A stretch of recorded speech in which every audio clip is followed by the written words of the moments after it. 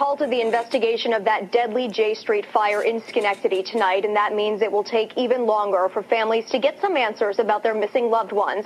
Meanwhile, business owners with shuttered doors are also frustrated, saying their livelihood is at stake. Anna Myler is live in Schenectady with our other top story tonight. Good evening, Anna. Good evening, Jessica. And that's right. The buildings on either side of these charred apartments have been closed since the fire on Friday, temporarily shutting down the businesses inside. I spoke to the owner of Belchibo. That's in the building directly behind me. She says her concerns pale in comparison to the tragedy and the loss of life here on J Street, but she's upset she hasn't received any information from the city.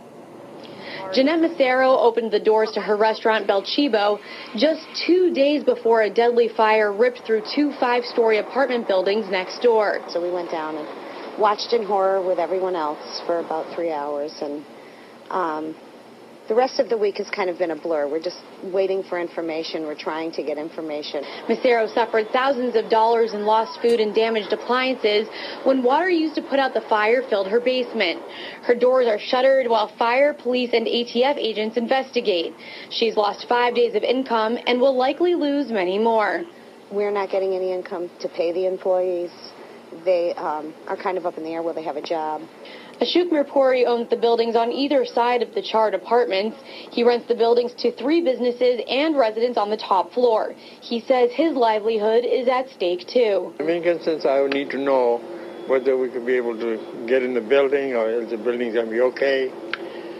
Yeah, it'll be a lot of loss if I should lose both of the buildings. Councilman Vince Riggi says someone needs to answer these pressing questions. There's been no direction given to these people when they can get in to get their stuff, to protect their stuff, who's going to help them in the meantime. Nobody stepped up to the plate. The administration of the city of Schenectady has not stepped up to the plate and brokered a meeting with the business owners. Macero says she understands the circumstances, but she doesn't want to be left in the dark.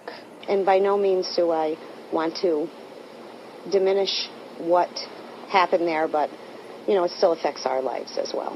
And we need some answers just to be able to have some peace. The Schenectady Police Department tells me because this investigation is so complex and so extensive, they can't give business owners a timeline of when they'll be able to get back inside their buildings. I am still waiting for a response from the mayor's office. Reporting live in Schenectady, Anna Myler, News Channel 13. Back to you, Jessica.